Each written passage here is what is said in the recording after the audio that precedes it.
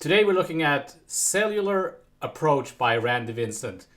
This is a great book for developing your jazz vocabulary. So the idea here is to use cells, smaller licks, if you will, as opposed to learning long licks. Imagine that you're learning little idiomatic cells, idiomatic jazz phrases or jazz licks or whatever you want to call them. And then you can put them together when you're soloing. So there are these chord progressions that we often find in jazz. For example, giant steps where you can't really play a scale or a key over the whole thing. You have to have kind of little licks that work over these chord changes. And this book is packed with examples of these kinds of chord progressions and the little licks and phrases that you can use. So I'm not going to give you the content of the book. This book is very much in print and for sale, and it's easy to find. But I'll show you how I use the book and how I work with it and give you some ideas of what's in this book. So let's get started, shall we? The first chord progression we find in this book is, you know, when you have dominant chords in a cycle like that, a cycle of fifths or fourths, I guess. Like, for example, in the tune Jordu, right? That tune, the B section. What do you play over that? Well, you need a bunch of ideas or licks, so we'll take a look at some of those. So let's say we're in C. So we have C7 to F7, B flat 7, E flat 7, A flat 7, D flat 7 to G flat, let's say. One thing you could do is you could just play like what I call a Coltrane pattern. So 1, 2, 3, 5. Over the C, and then the F. I play F and then I go down the Mixolydian scale. And then just do the same thing. So let's say if I have those chords. Then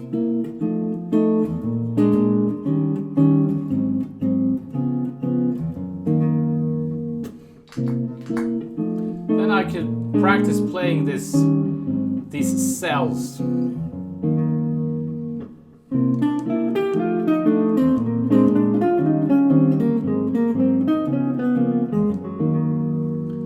So those are actually two cells. It's this 1, 2, 3, 5, and then the descending scale. So I could switch it around, right?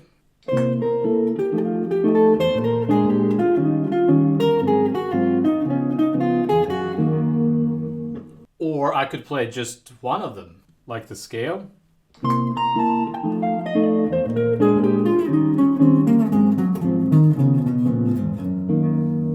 There's a bit of an octave range issue there, of course. Or I could do the opposite, play the other cell.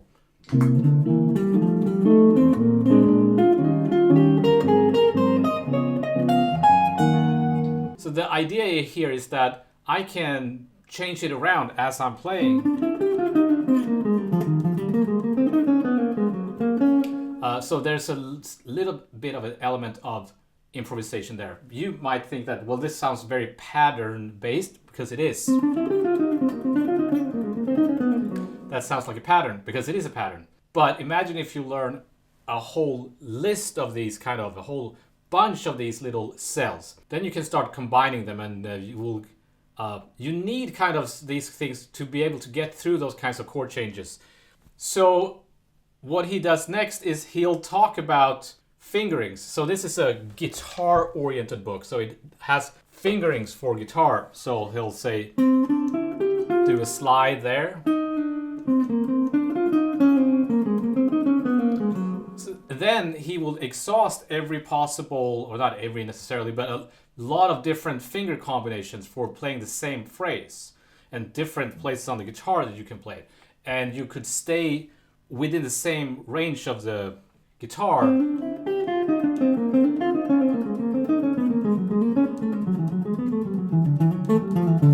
Like that, for example.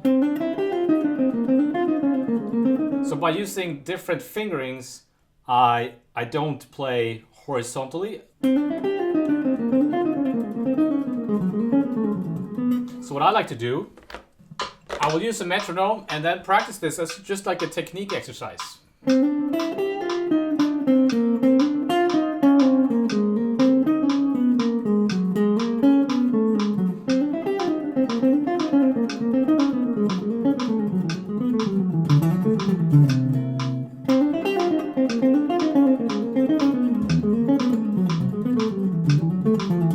It's actually harder than you think. And then try to make it swing. Using pull-offs and hammer-ons and legato and slides.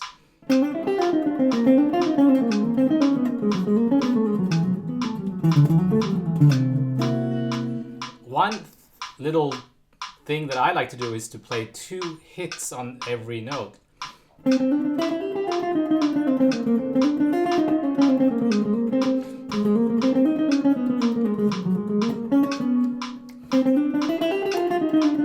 I find that to be a very good technique exercise, as you can see, because I can barely do it.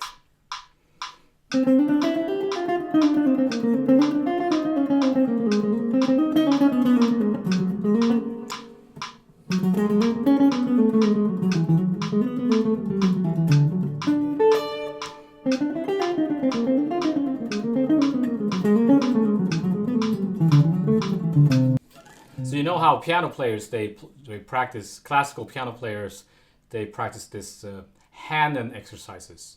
This is kind of like the Hanon for jazz guitar, I think, right? So some other tunes that has these changes, Jordu, as I mentioned, I think G Baby, Ain't I Good to You, I think has those kinds of changes. The tune Django by the Modern Jazz Quartet. And I think A Flower is a Lovesome Thing also has a little bit of that. So please let me know in the comments below if you can think of more tunes that has these kind of... I think some monk tunes have that, right? You can also find that chord progression, or you can actually superimpose those chords over rhythm changes. If you're playing rhythm changes. Let's say you're playing rhythm changes in B flat.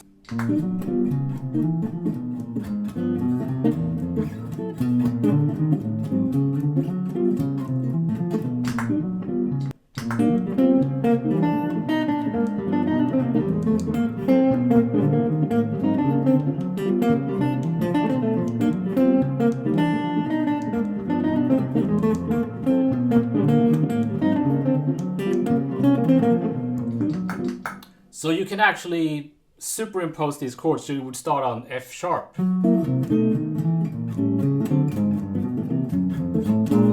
So even if the rhythm section is not playing those chords, they might pick up on it. You can play those chords, play as if those chords were there. So the phrase I had before.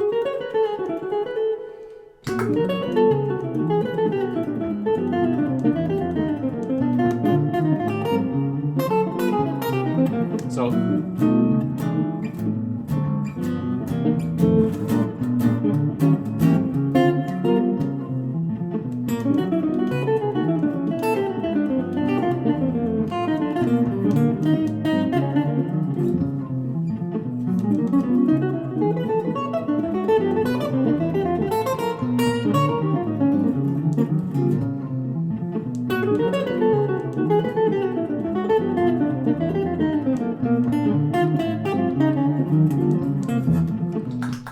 So that was another phrase.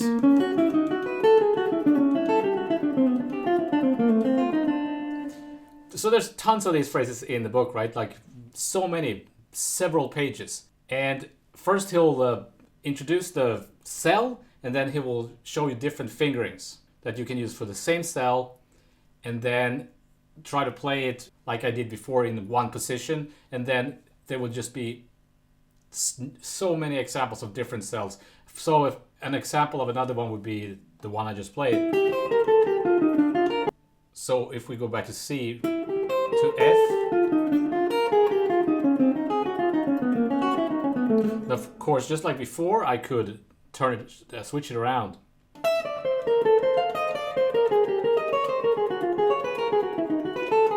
Or or I could combine them with the cells that we already had.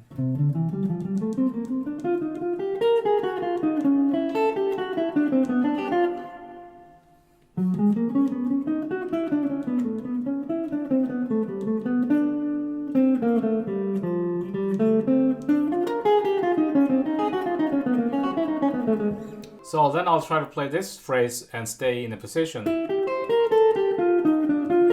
E flat, A flat, D flat, F sharp.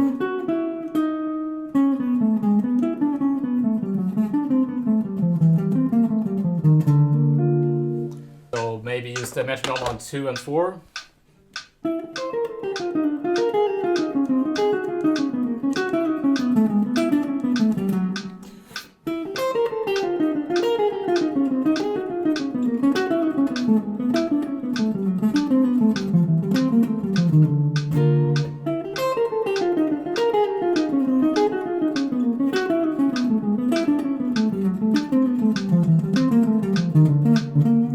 And also remember 2 hits.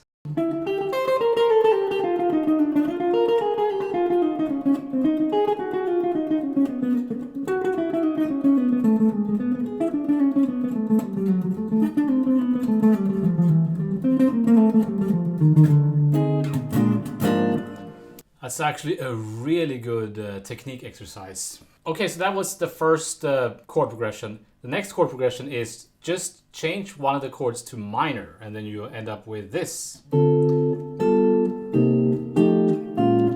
So short 2 5s, D minor G7, C minor, etc. So you could do the exact same thing and just change one of the notes. So now we have this. If I start on D.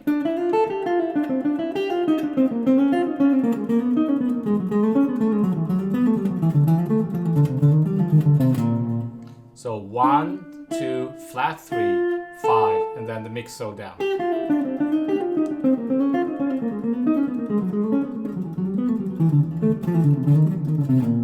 Great technique exercise.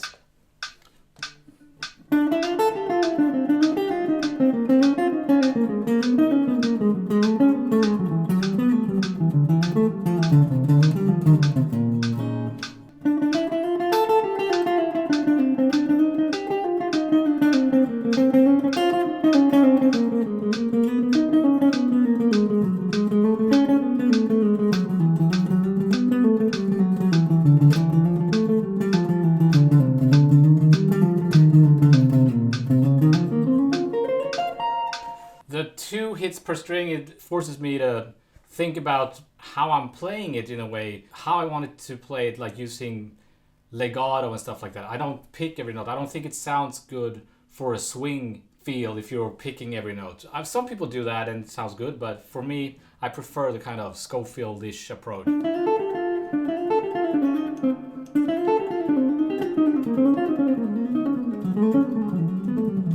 Well, actually, that's instead of D to C, let's go half steps.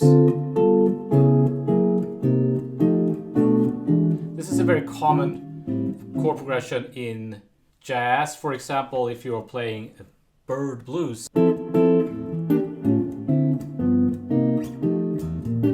Here, right? So let's do that. Let's try that lick over those chords just there.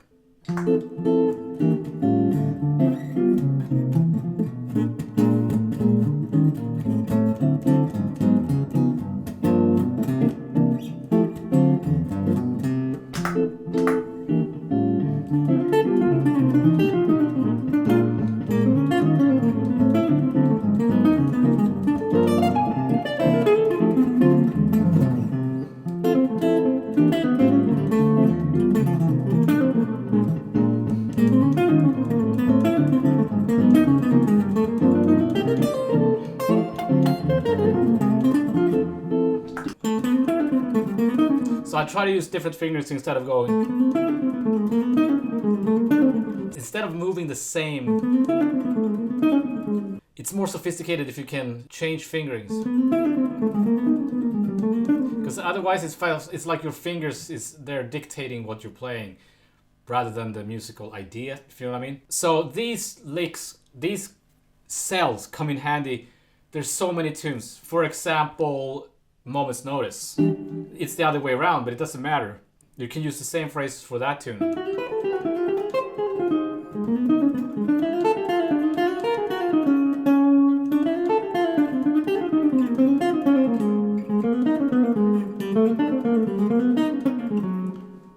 Actually, let's do that.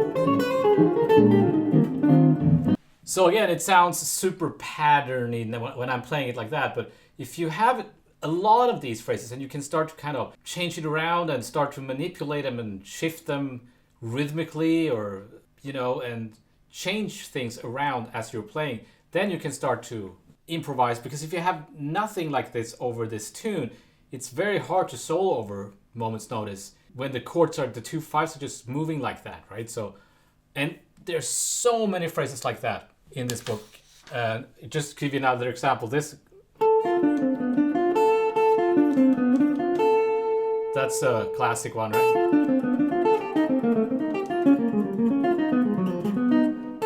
Again, try to play it in the position. I should mention that they're written out, like all these exercises are written out like that, with fingerings and everything.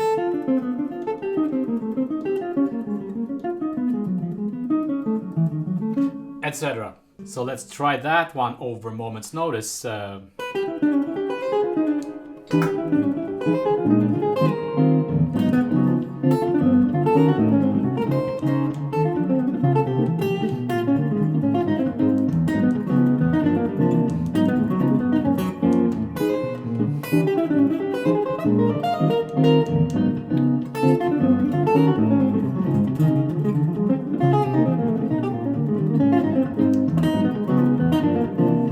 See how I'm able to kind of maneuver through those changes just by using this lick. And again, I keep saying it, but it sounds very patterny when I play it like that. But you have to be able to do that so that then you have the option of not playing the patterns. So you learn how to play these phrases, these cells, so that you can be more free over a tune like A Moment's Notice. Then he talks about rhythm changes, the chord progression, the 1, 6, 2, 5, and a whole bunch of licks that you can use over that. So let's say you have those chords, and here's an example of a phrase that you can find that works over those chords.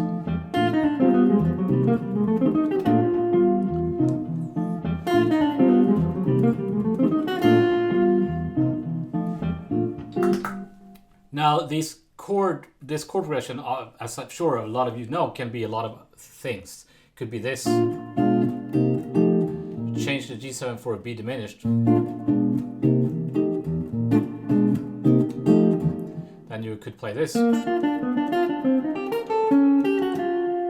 I can do that even if I'm not playing those chords, right? It doesn't really matter as long as the phrase is going somewhere.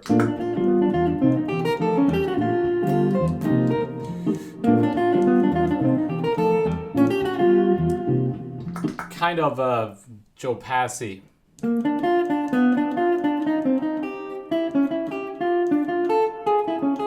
So they could also be D flat diminished.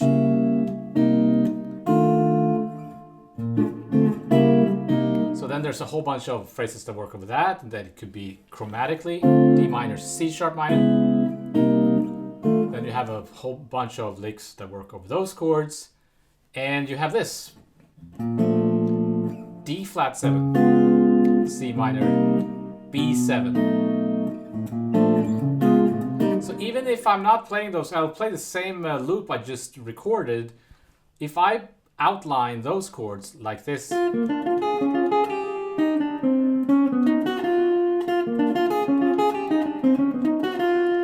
so triad, triad, cell, Coltrane cell. It's gonna sound good even if I'm not comping those chords.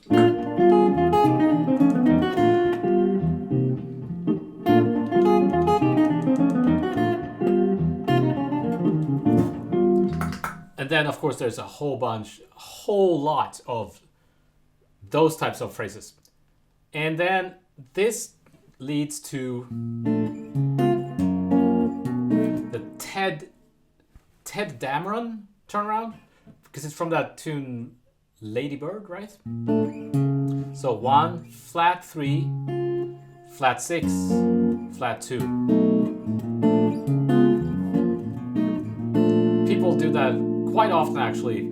So on page 85 in the book, I have a whole bunch of licks that work over those chords.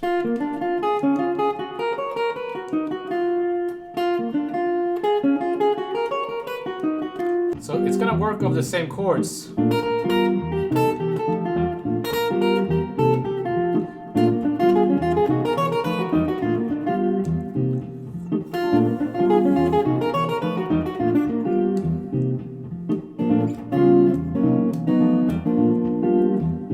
That's kind of the beauty of playing rhythm changes.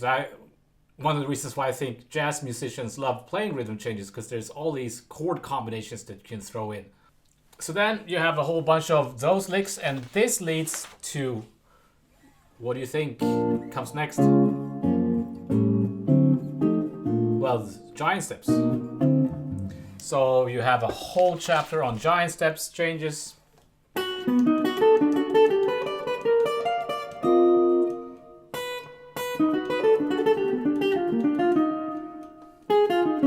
The lick we did in the beginning, right? You can do over giant steps.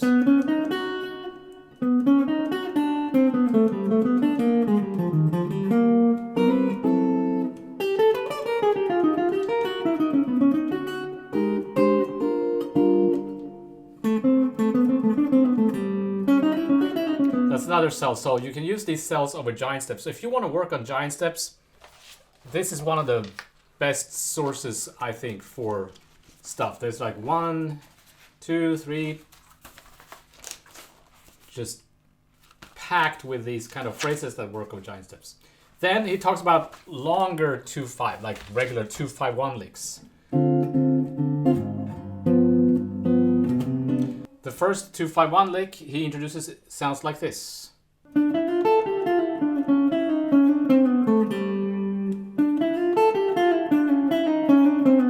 The same thing here, the next page, just different fingerings for the same lick. Let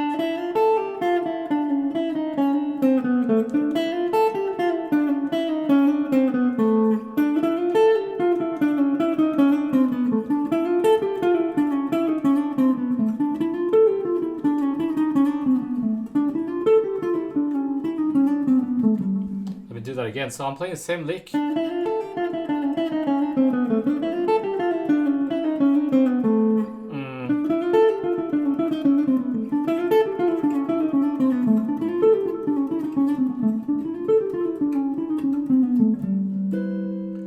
That kind of exhausts all the possibilities of how you can play that lick.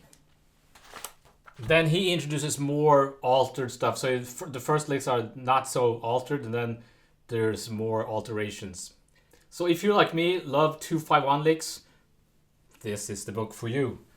So many 2-5-1 licks.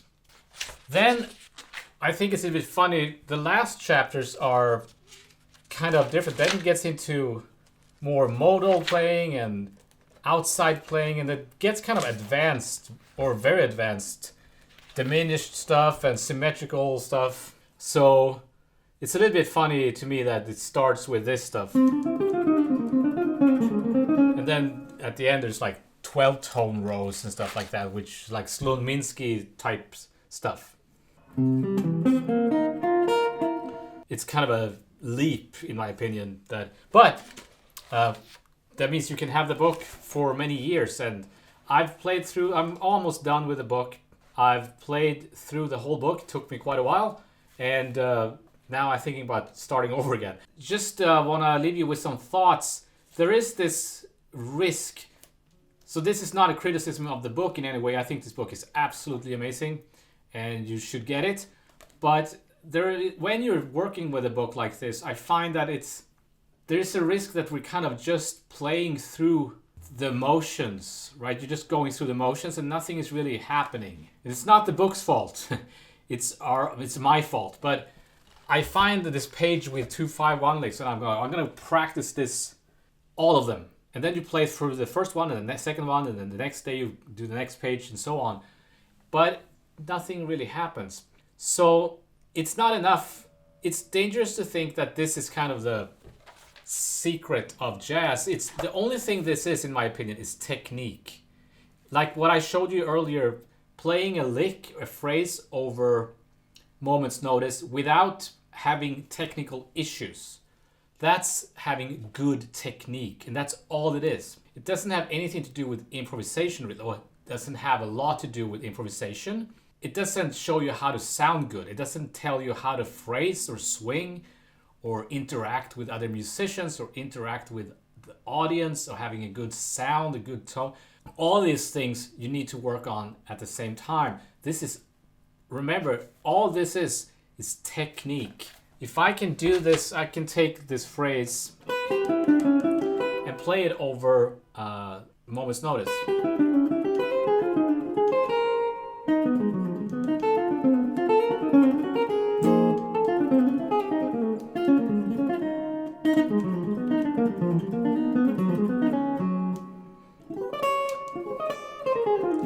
If I can do that without struggling with finding the notes or struggling with fingering issues, that means I have pretty good technique, which is going to help me. It doesn't mean that I sound good or that I'm playing anything that is enjoyable to listen to. So it's important to remember that. All it is technique. So that's what technique is to me, not this stuff.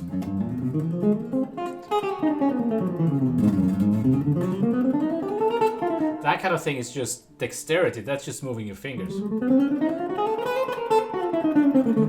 But being able to play a phrase or a musical idea over a tricky tune without struggling with your instrument, that is what I think is having good technique.